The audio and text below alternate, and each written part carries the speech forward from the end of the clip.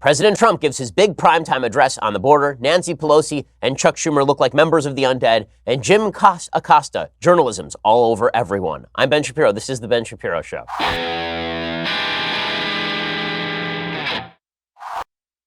Lot to get to today. So the president of the United States gave a very, very big address last night. We'll go through all of it. We'll go through all of the responses from the Democrats. We'll go through the media's responses as well. So many things to go through today. We'll get to all of those in just a second. But first, let me ask you a question. When you watched some of the responses to the president's address last night, did it make you want to die? Well, if you would die, would there be someone there to pay for your funeral? Would your family be taken care of? This is why you need Policy Genius, because here's the truth. Eventually, you will plot, and when you do, you're not going to want to leave your family without any sort of economic support. That's why Policy Genius exists. Policy Genius has created a website that makes it easy for you to compare quotes, get advice, and get covered without extra fees or commissioned sales agents. Policy Genius is the easy way to get life insurance in minutes. You can compare quotes from top insurers and find the coverage you need at a price you can afford. From there, you can apply online. The advisors at Policy Genius will handle all the red tape. They'll even negotiate your rate with the insurance company, all part of that best price guarantee. And Policy Genius doesn't just make life insurance easy. Whether you're shopping for disability insurance to protect your income or homeowners insurance or auto insurance, they can help you get covered fast. Their site is really easy to navigate and maneuver. Go check it out right now. Try starting your search for insurance at policygenius.com. In just minutes, you can compare quotes and apply. You can do the whole thing on your phone right this very second, and you should. Policy Genius is indeed the easy way to compare and buy life insurance, policygenius.com. All right, so the President of the United States had all of the dominoes set up in a row. It was time for him to make his big address to the American people explaining why the government was shut down, why it was important to build a border wall. The President's address has to be kind of examined in two contexts. One is for the content, and the other is for the presentation.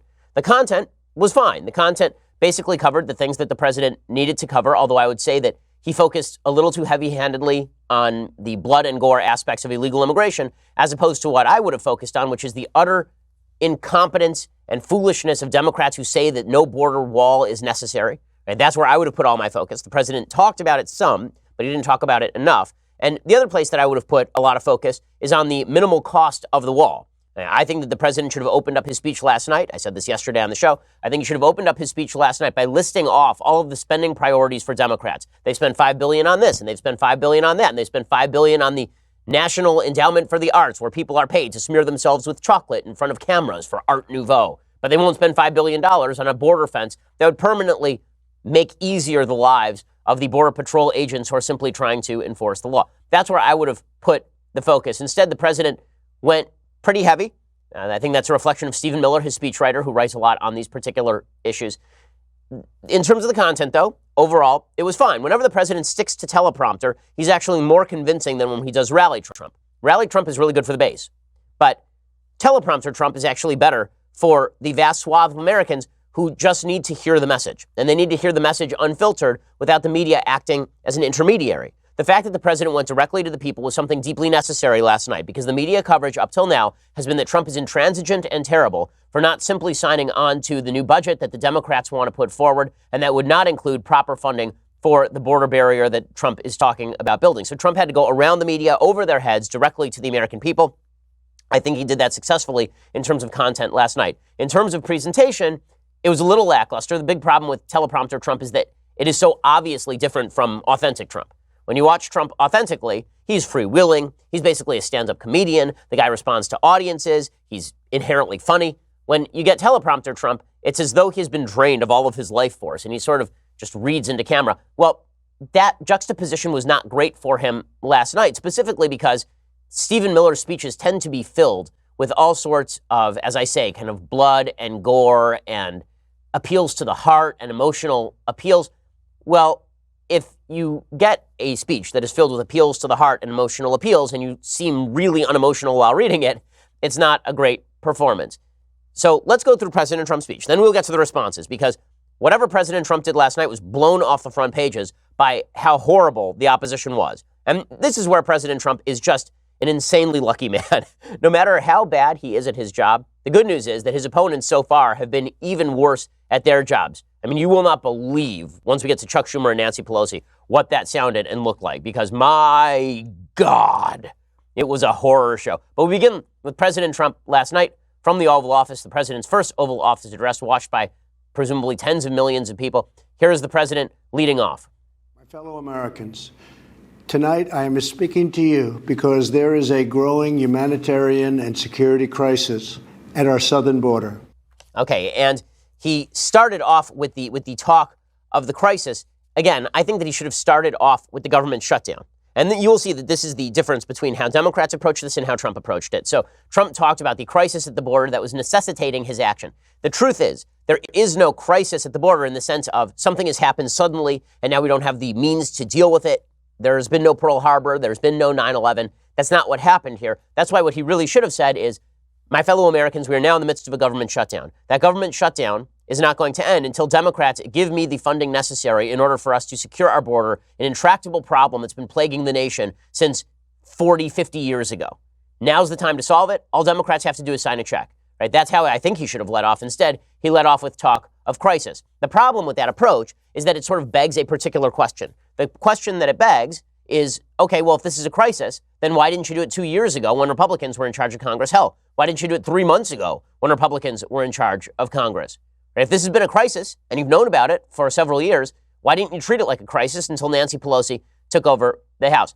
Trump continues on and he talks about the problems with illegal immigration. It strains public resources and drives down jobs and wages. Among those hardest hit are African Americans and Hispanic Americans. Our southern border is a pipeline for vast quantities of illegal drugs, including meth, heroin, cocaine, and fentanyl. Every week, 300 of our citizens are killed by heroin alone, 90% of which floods across from our southern border. More Americans will die from drugs this year than were killed in the entire Vietnam War. Okay, now, when he talks about the cost of illegal immigration, I think that that is totally proper, although I do think that the vast majority of costs from illegal immigration have less to do with crime per se than the economic cost of illegal immigrants constituting a new economic underclass in the United States and straining cultural tensions in the United States. He makes a particular argument about illegal immigration with which I generally disagree. He talks about how free flow of labor is undercutting the wage base for particular groups of Americans. Well, that is true.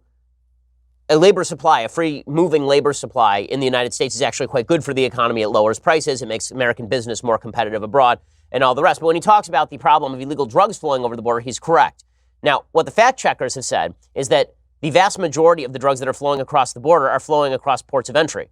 In other words, somebody is driving up to the port of entry from Tijuana into San Diego area. And when they drive across the border, the flatbed of their truck is loaded underneath with meth, for example. Well, that has nothing to do with building a border wall. And so the implication, which is that if we build more border fencing, that this is going to interdict all of the drugs that are coming across the border, that's not true. And Trump seems to be implying that it is true. However, it is true that the flow of drugs will be made more difficult if you actually do have more resources on the border. Bottom line is that the president is now putting the ball in the court of the Democrats to explain why all of this is okay with them, why they won't just spend the money necessary in order for us to shore up that southern border, however they seek to do it, because the Democrats really don't have a plan for shoring up the southern border, as we'll discuss in a moment. So when Trump talks about the number of Americans dying from drug overdoses, for example, all that stuff is necessary and useful because appeals to the heart do beat appeals to the head.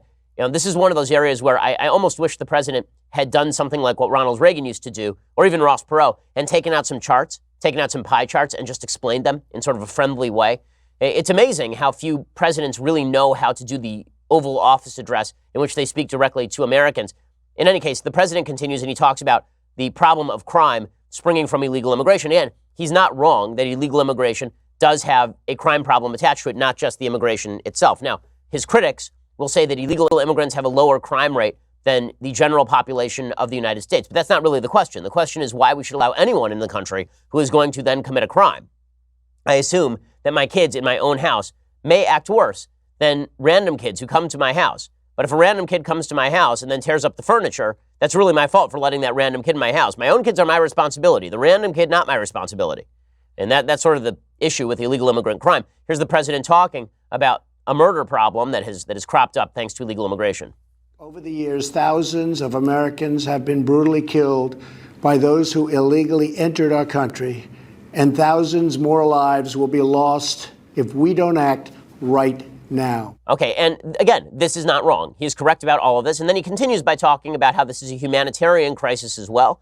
Now, the problem is that the president is not, again, great at reading off the teleprompter. When he talks about a problem of the heart and the soul, which you're going to hear him say in a second, what you'd really want him to do is look as though he is pained by the humanitarian crisis at the border. Instead, it sort of looks like he's pained by having to read from the teleprompter. But the content of what he says is, of course, correct. This is a humanitarian crisis, a crisis of the heart and a crisis of the soul.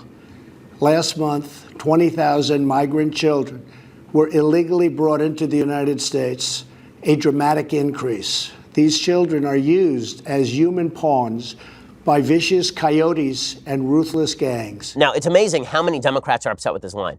Saying, well, how could he talk about vicious coyotes and ruthless gangs? This is ugly language, right? Because these are ugly people, the vicious coyotes and the ruthless gangs. They do exist.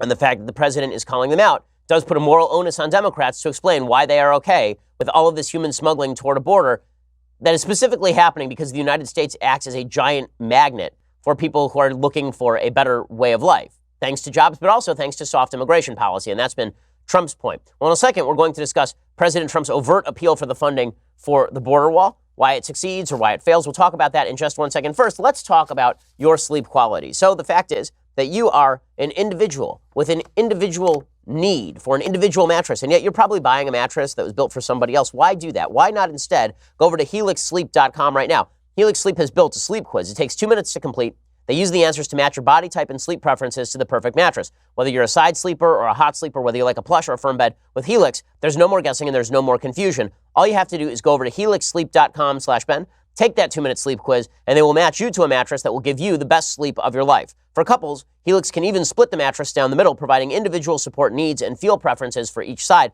They have a 10-year warranty, and you get to try it out for 100 nights risk-free, so you really have nothing to lose. And I promise you, the mattress is great. My wife and I took that 2-minute sleep quiz. We have a Helix Sleep mattress in our bedroom. It is phenomenal. Right now, Helix is offering up to $125 off all mattress orders. Again, get up to $125 off at helixsleep.com/Ben. That is helixsleep.com/Ben for $125 off your mattress order. Go check it out right now, helixsleep.com/Ben. Go check that out right now. The mattress is just phenomenal. Okay, so the president finally gets to his overt pitch for the funding for the border wall. And here's what he has to say. Finally, as part of an overall approach to border security, law enforcement professionals have requested $5.7 billion for a physical barrier. At the request of Democrats, it will be a steel barrier rather than a concrete wall. This barrier is absolutely critical to border security. It's also what our professionals at the border want and need. This is just common sense. And obviously, that's true. My favorite troll there is when he says at the request of Democrats, it'll be a steel barrier rather than a concrete wall. So he's blaming the shift in the nature of the wall on Democrats. Yeah, you know, I was happy to do a concrete wall, but then these Democrats came around and they like steel. And I was like, okay, steel's shiny. Boom. So, okay, sure. But his pitch is correct. Of course, the wall is common sense, or at least the steel slats, whatever he wants to call them, are common sense. Then he talks about the cost. And again, this is a blown opportunity for the president. He should have said here are all the things Democrats are willing to spend on. Right? This is how you pressure Democrats, is by proving that they are incompetent and that they are willing to spend money on the stupidest random garbage, but they won't spend money where it actually counts. He didn't do any of that last night. Instead, he made some pretty dubious claims about how the wall is going to be economically beneficial to the United States. I'm not sure. Honest to God, I don't know why Stephen Miller thinks this is a convincing argument, because it really is not a very good argument. But here is President Trump making that argument. The border wall would very quickly pay for itself. The cost of illegal drugs exceeds $500 billion a year, vastly more than the $5.7 billion we have requested from Congress. The wall will also be paid for indirectly by the great new trade deal we have made with Mexico. Okay, this is the line that is just not true. When he says that the trade deal is going to pay for the wall, I don't even know what he's talking about. No economist knows what he's talking about. It's just nonsense. When he talks about how the cost of illegal drugs is really high and the border wall is going to cut down on those costs, that may be true, but this is not a convincing argument, simply because the question is not whether we are going to save money in the long run. The question is whether this is good policy and whether Democrats are wasting money on other random nonsense. Well, then the president actually decided it was necessary to take it directly to Democrats. And this, I think, was the best part of his speech. This is when he tried to point out that the Democrats really have no leg to stand on when they are trying to argue against the border wall, when they are trying to argue against his vision of border security. Here is the President of the United States going directly after Senate Minority Leader Chuck Schumer. Senator Chuck Schumer, who you will be hearing from later tonight, has repeatedly supported a physical barrier in the past, along with many other Democrats. They changed their mind only after I was elected president. Democrats in Congress have refused to acknowledge the crisis, and they have refused to provide our brave border agents with the tools they desperately need to protect our families and our nation.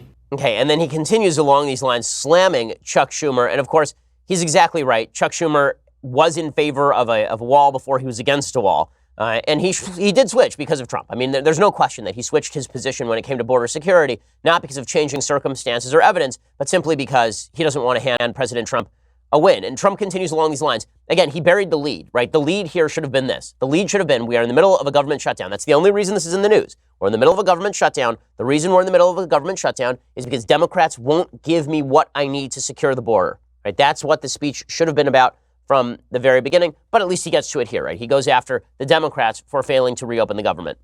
The federal government remains shut down for one reason, and one reason only, because Democrats will not fund border security. My administration is doing everything in our power to help those impacted by the situation. But the only solution is for Democrats to pass a spending bill that defends our borders and reopens the government. Okay, and this, of course, is exactly right from the Republican perspective. Every shutdown has two sides to it. Democrats say Trump could just reopen the government without the money. And Trump says, well, we could reopen the government with the money. And who you decide to choose in that fight is exactly what last night was all about. President Trump then got to, this is the very best section of his speech. This was the section of his speech that made the most sense. It was the section of his speech that personalized and brought the kind of highfalutin rhetoric down to earth. You know, the president was talking a lot last night about various kind of monetary costs, $500 billion of cost in terms of drug damage, the cost in terms of illegal immigration in the economy. But once you personalize the question of barriers, of border barriers, then it becomes pretty easy to understand why the Democrats don't really have a leg to stand on here. Here was the best section of what Trump had to say, and I think it was the most effective section of his speech last night. Some have suggested a barrier is immoral. Then why do wealthy politicians build walls, fences, and gates around their homes? They don't build walls because they hate the people on the outside, but because they love the people on the inside. The only thing that is immoral is the politicians to do nothing and continue to allow more innocent people to be so horribly victimized. Right. This is a populist appeal, and it's an effective populist appeal because it happens to be true. A lot of these politicians are very wealthy. They live in gated communities. A lot of these politicians have protection. None of these politicians really have to worry about the problem of illegal immigration affecting where they live in any significant way. And when he says, you know, they can talk as much as they want about how walls are immoral, but these are all people who live behind walls, he is exactly right. That hypocrisy is telling to most Americans, and I think most Americans are going to resonate to that message. Then he gets back into sort of his final emotional appeal. And again, the big problem here is not necessarily the text of what he's reading, but the fact that President Trump is not a good actor, right? I know this as a person. Listen, that's not a rip on Trump, right? I'm not a good actor either. I can only speak in ways that I think are genuine. Trump has a bit of the same thing. That means that when he is fed a bunch of lines about weeping mothers and dead children and all this stuff, and he's not feeling it emotionally, it doesn't come off quite the way that you would want it to come off. Over the last several years, I've met with dozens of families whose loved ones were stolen by illegal immigration. I've held the hands of the weeping mothers and embraced the grief-stricken fathers. So sad, so terrible. I will never forget the pain in their eyes, the tremble in their voices, and the sadness gripping their souls. How much more American blood must we shed before Congress does its job? Okay, and again, I don't think that the point he's making here is a bad one, but But I do think that these sort of over-the-top, everyone's going to die, illegal immigration's killing tons of people, that's not really the pitch on illegal immigration. And this was the problem with declaring illegal immigration a crisis, okay? It is a slow-rolling, serious issue in American life and has been for 30 years. And he should have just made that case. Overstatement is not necessarily the most effective way of doing all of this. I understand that it inflames the base, but the base is already inflamed. Trump used exactly the sort of language right before the 2018 election. It did not redound to Republicans' benefit. In other words, I think that subtlety might have been a better approach here in some ways. And I certainly think that putting the onus on Democrats to explain their spending habits, these are people who binge on spending, but suddenly become penny pinchers when it comes to the border security we need, as recommended by Border Patrol. Seems like plenty for Trump to have said. Trump concluded with a basic moral call saying it's time for you to call your Congress people because this is basically a question of right and wrong. And in the end, this is the only message that matters. And that's why, despite my criticisms of Trump's speech, despite my qualms with it, despite my feeling that it was kind of lackluster, I think that overall it was not an ineffective move by the president. This is a choice between right and wrong, justice and injustice. This is about whether we fulfill our sacred duty to the American citizens we serve. When I took the oath of office, I swore to protect our country. And that is what I will always do. So help me God. Okay, so that's his pitch. Okay, and his pitch is fine. I mean, it's a fine pitch. I don't think that it was massively overwhelming. I don't think that it changed tons of hearts and minds, but it did what was necessary. It pushed the ball forward, and it put the ball in the court of the Democrats. And the Democrats then just fell completely on their faces. Honest to God, I've never seen anything quite like this. So I'm critical of the president's presentation last night in the sense that it was the president just in the Oval Office talking direct into camera for 8 minutes. It was not riveting TV or anything, but at least it wasn't this horror show. So what's hilarious about what the Democrats did in response is that they should have just picked a random member of their caucus, just a random member of their caucus to give the response. Or they should have just ignored it. They should have just said, here's the president fulminating. He got himself into a problem with the government shutdown. Now he can't get out of the problem with the government shutdown. They should have just let him rant and then be done. Instead, because senators and congresspeople, because they love the cameras, I mean, they are camera hogs like nobody's business. And these are the people who go to church with a selfie stick. I mean, these are folks who just love being on camera. It is their favorite thing in the world. The sad part, though, is that as much as they love the camera, it is an unrequited love. The camera does not love them. And that is obviously true for Senate Minority Leader Chuck Schumer and Nancy Pelosi. They couldn't even decide which one of them would give the response. So they decided to give it jointly. And wow. So Schumer and Pelosi are standing next to each other. For folks who are listening and not watching, Schumer and Pelosi are standing directly next to each other, flanked by a bunch of flags in the background.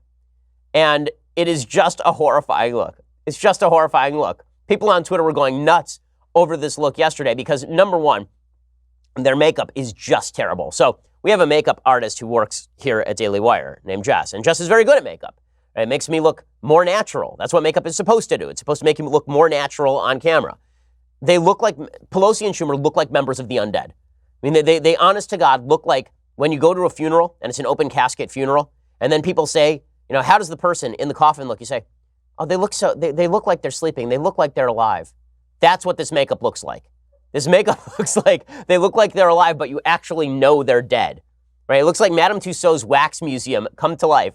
And Chuck Schumer standing there glaring like Sam the Eagle from the Muppets into the camera, while Nancy Pelosi looking like that bizarre creature in Return of the Jedi who like sits there and laughs next to Jabba the Hutt.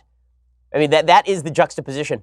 It's wild. So people were going crazy on Twitter last night with the memes of this particular image because it wasn't like both of them needed to be there. Like one spoke for 2.5 minutes, then the other spoke for 2.5 minutes. We'll get to the content of what they said in just a second. But the memes were things like what your parents look like when you come home at 3 o'clock in the morning.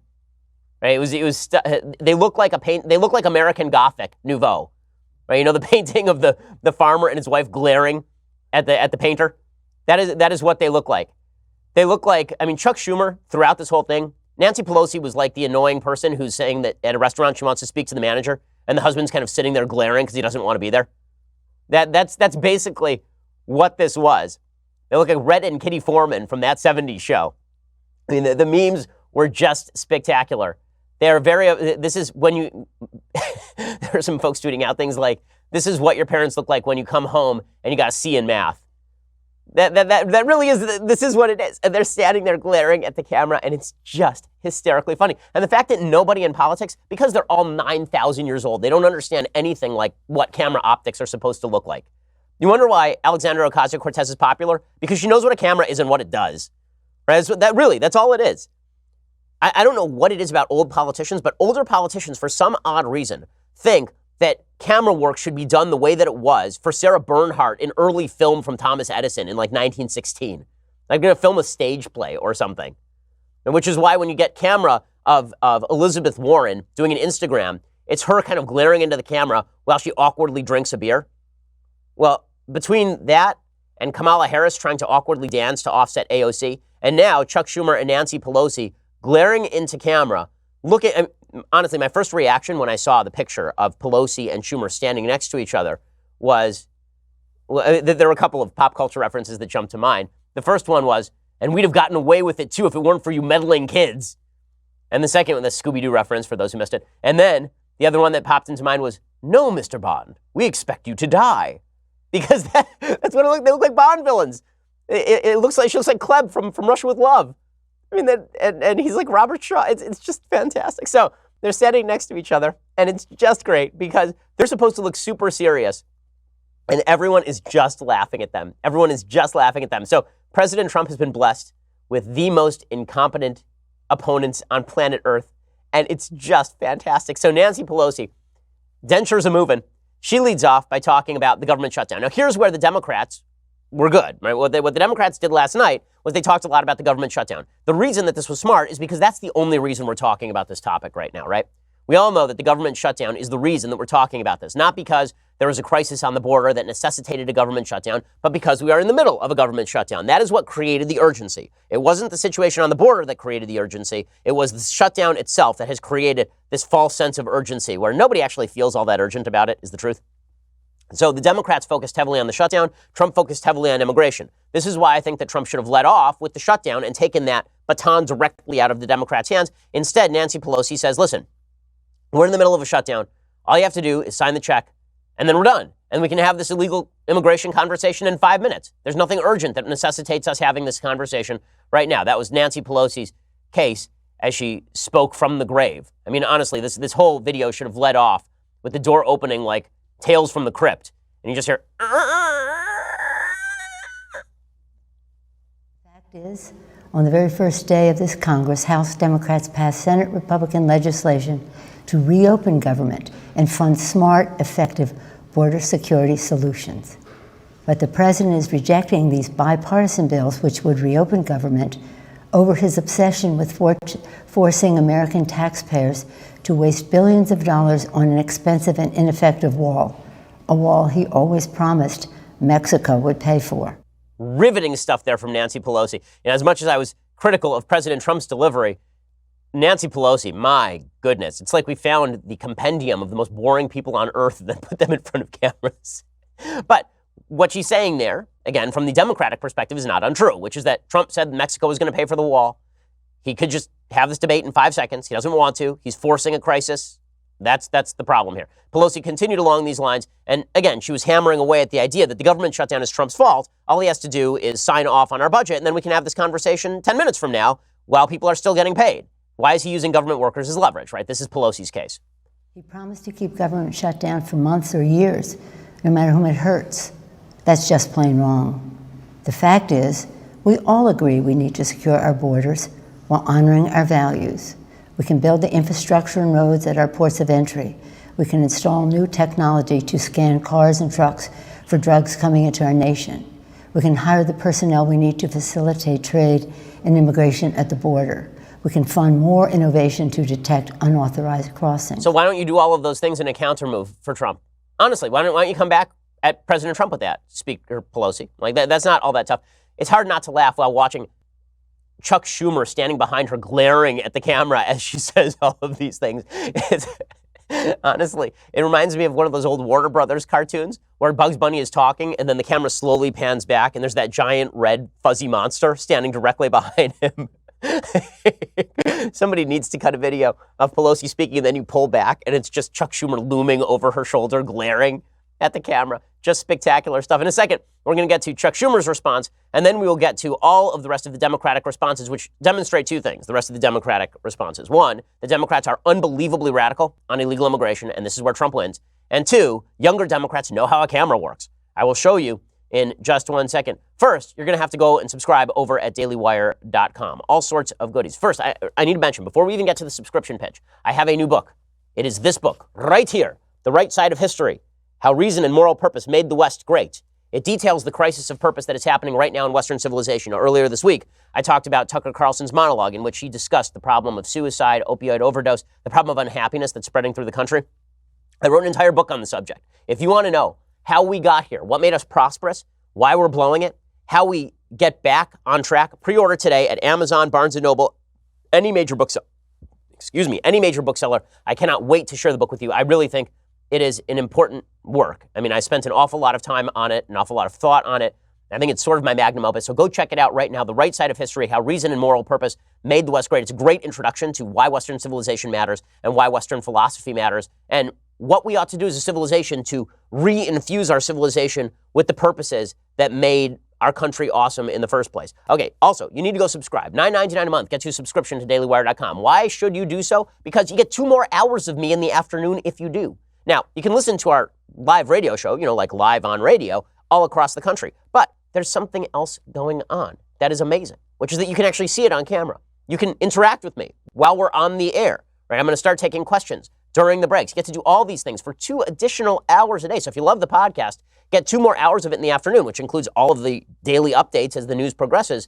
During the day, we are here slaving away for you, all for $9.99 a month or $99 a year. When you spend $99 a year, then you also get this, the very greatest in all beverage vessels, the leftist tears, hot or cold tumbler. Check this sucker out. It is unreal. It is so good.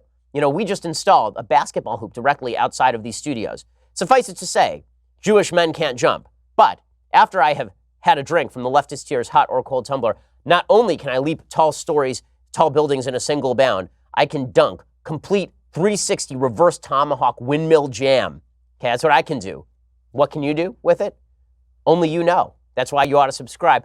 Also, you ought to subscribe to us at YouTube and iTunes. That way you have access to our Sunday special. This week, our Sunday special features my friend Heather McDonald, who's an expert on crime, immigration policy, and diversity issues on college campuses. Heather McDonald. Please tune in this Sunday to the Ben Shapiro Show Sunday Special, where I talk with Ben about intersectionality, the ruthlessly competitive totem pole of victimhood on college campuses and off, policing, criminal justice reform, immigration. Ben and I disagree about that to a certain extent, but amicably, and the Trump administration. So all sorts of goodies for you when you subscribe. Go over to YouTube and iTunes. Make sure that you subscribe there and leave us a review as well. Always helps with our ranking. We are the largest, fastest growing conservative podcast and radio show in the nation.